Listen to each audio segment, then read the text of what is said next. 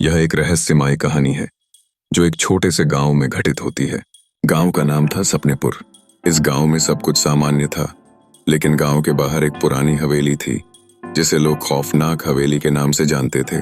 कहा जाता था कि वहां रात के समय अजीब अजीब आवाजें आती थीं और कई लोग वहां जाने से डरते थे।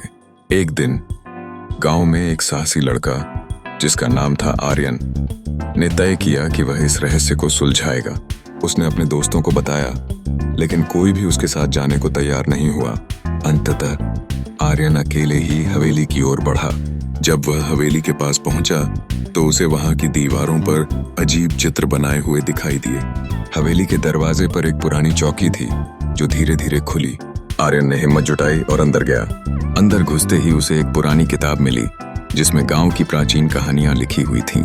आर्यन ने किताब को पढ़ना शुरू किया और उसे पता चला कि हवेली में एक समय एक विद्या थी जो लोगों को उनके सपनों के रहस्यों को जानने की क्षमता देती थी।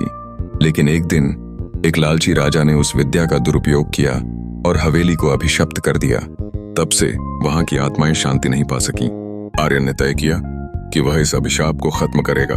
उसने एक पुरानी विधि का पालन करते हुए हवेली में एक पूजा का आयोजन किया। जैसे ही पूजा समाप्त हुई, हवेली की दीवारों पर से अंधेरा छंटने लगा और अजीब आवाजें भी बंद हो गईं। गांव के लोग आश्चर्यचकित थे। आर्यन ने उनके सामने सच्चाई रखी और सबने मिलकर हवेली का नए सिरे से जीर्णोद्धार किया। अब वह हवेली गांव का एक आकर्षण बन गई जहां लोग अपनी कहानियां साझा करने आते थे। इस प्रकार आर्यन ने न केवल रहस्य को सुलझाया, बल्कि गांव के लोगों के दिलों में भी एक नई आशा जगाई।